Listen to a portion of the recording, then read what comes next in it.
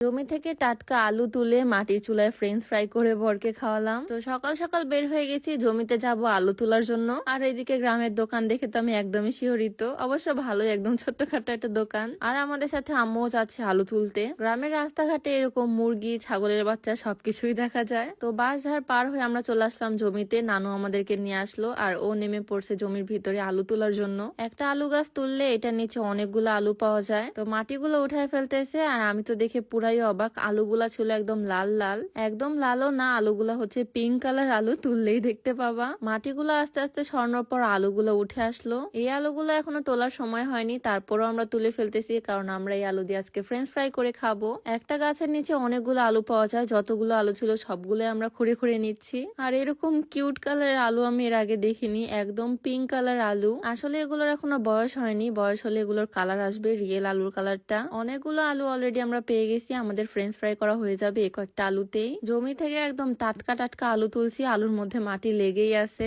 আর এদিকে আমার নানু অনেকগুলো আলু তুলে ফেলছে, যদিও আমাদের এতগুলো আলু লাগবে না, বাসায়ও খাওয়া যাবে আলুগুলো। তো অনেকগুলো আলু তোলা আমাদের কমপ্লিট, এখন এগুলো নিয়ে যাচ্ছি বাসার দিকে ফ্রেঞ্চ ফ্রাই করার জন্য। এখানে এক ঝাঁকা ভর্তি আলু নিয়ে বাসায় চলে আসলাম আর এগুলো ধুয়ে নিলাম। এগুলোকে আমাদের ভাষায় ঝাঁকাই বলে, মানে ঝাঁকা বলে আর কি। আর এই আলুগুলো ছিলার কোনো প্রয়োজন হবে না, তাই হাত দিয়ে জাস্ট চামড়াগুলো উঠিয়ে নিচ্ছি। একদম পিঙ্ক কালার আলু, টুকটুকে লাল আলু, এগুলো হচ্ছে সুন্দরী আলু। এতগুলো আলু আমার লাগবে না, ফ্রেঞ্চ ফ্রাই করতে 4টা আলু এখানে নিয়ে নিছি আর এগুলোকে এখন কেটে নিচ্ছি। অনেকদিন পর বটি ধরছি তাই ঠিক মতো কাটতেও পারতেছি না। ফ্রেঞ্চ ফ্রাই করার জন্য লম্বা লম্বা ভাবে আলুগুলোকে কেটে নিলাম। আলুগুলো অনেক লম্বা লম্বা, তাই ফ্রেঞ্চ ফ্রাই গুলো দেখতে অনেক সুন্দর হবে। সবগুলো আলু এভাবে লম্বা লম্বা করে কেটে নিলাম। দেন এখন এই আলুর টুকরাগুলোকে ভালোভাবে ধুয়ে নিতে হবে। পরিষ্কার পানি দিয়ে খুব সুন্দর করে আমি আলুগুলোকে ধুয়ে নিলাম আর এখন চুলা জ্বালিয়ে দিলাম। আজকের ফ্রেঞ্চ ফ্রাইটা মাটির চুলাতেই করা হবে। আম্মু প্রথমে একটা পাতিলে করে পানি গরম দিয়ে দিল আর এখানে নানু সাইকেল নিয়ে ও যাচ্ছে বাজারের দিকে সস আনতে। গ্রামের বাড়িতে তো আর টমেটো সস পাওয়া যাবে না, সস ছাড়া ফ্রেঞ্চ ফ্রাই কিভাবে খাবো। যাই হোক, এখানে পানি ভালোভাবে ফুটিয়ে তার মধ্যে আলু টুকরাগুলো দিয়ে দিলাম আর এর মধ্যে দিতে হবে অল্প পরিমাণে লবণ। লবণটাও অ্যাড করে দিলাম আমি, ভালো করে নেড়ে চেড়ে দিলাম। গ্রামের ভাষায় এটাকে বলে লাকড়ি।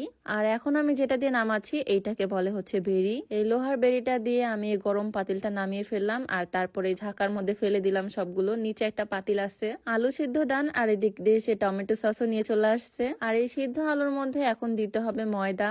অনেকে ডিমও অ্যাড করে, বাট আজকে আমি ডিম ছাড়াই করব। গ্রামের বাড়িতে অবশ্য মুরগির ডিম অ্যাভেলেবেল পাওয়া যায়, বাট আমি ডিম দিলাম না। এখানে আমি দিলাম অল্প একটু মরিচের গুঁড়া, ময়দা আর লবণ। প্রত্যেকটা আলুর গায়ে যাতে ভালোভাবে লেগে যায় সেজন্য আমি একটু টুইস্ট করে নিলাম। এখানে টেস্ট বাড়ানোর জন্য ধনিয়া গুঁড়া, জিরা গুঁড়াও অ্যাড করা যাবে। তো আলুতে মশলা মাখিয়ে আমি এখানে চলে আসলাম চুলা ধরাইতে আর এখানে প্রথমে তেল গরম করে নিলাম। সকালে পিঠা বানানো হয়েছিল তাই অল্প একটু তেল ছিলই, তার মধ্যে আরো অল্প তেল অ্যাড করে দিলাম। তেল গরম হয়ে যাওয়ার পরে আমি আলুর টুকরাগুলো ছেড়ে দিলাম। খুব সুন্দরভাবে ফ্রাই হচ্ছিল আলুগুলা। শীতের মধ্যে মাটির চুলাতে রান্না করতে ভালোই লাগে, তাই না? আমি তো অনেক এনজয় করতেছি আর আলুগুলো ভাজতেছি এখানে বসে বসে। ভাজতে ভাজতে আলুগুলোর কালার এরকম ব্রাউন টাইপের চলে আসবে। বেশি ভাজলে জিনিসটা অনেক ক্রিস্পি হয় আর খেতেও মজা লাগে। আলু যেহেতু আগে থেকে সিদ্ধ করা আছে তাই সিদ্ধ হওয়ার ভয় নেই। অনেকে কাঁচা আলুই ফ্রাই করে, আমার ওইটা একদম ভালো লাগে না। যাই হোক, এখানে আমার ফ্রেঞ্চ ফ্রাই গুলো হয়ে গেছে, আমি এটা প্লেটে তুলে নিছি আর এখন সস গুলো প্যাকেট থেকে বের করে নিচ্ছি। কাজটা যদিও অনেক বোরিং, অল্প অল্প সস থাকে এক একটা প্যাকেটে। কি আর করার, গ্রামে প্যাকেট পাওয়া গেছে এটাই অনেক, বোতল পাওয়া যায়নি। যাই হোক, এই হচ্ছে আমার ফ্রেঞ্চ ফ্রাইয়ের ফাইনাল লুক আর এটা খেতেও অনেক বেশি মজা হয়েছে। একদম কম ইনগ্রেডিয়েন্টস লাগে, বাসায় থাকে তো সবার আলু। তোমরা চাইলে বিকালের নাস্তা হিসেবে এটা বানিয়ে খেতেই পারো, অনেক টেস্টি লাগে, আমার তো খুব পছন্দ। আর আমি ফ্রেঞ্চ ফ্রাই করে দিলে ও অনেক মজা করে খায়। আজকে যদিও একটু ইউনিক ভাবে দিয়েছি, একদম জমি থেকে আলু তুলে দেন মাটির চুলায় ফ্রেঞ্চ ফ্রাই করা হয়েছে, খেতে কিন্তু অনেক মজা হয়েছে। যাই হোক, আজকের ভিডিও ছিল এই পর্যন্তই, দেখা হচ্ছে নেক্সট ভিডিওতে। ভালো থাকো সবাই, আল্লাহ হাফেজ।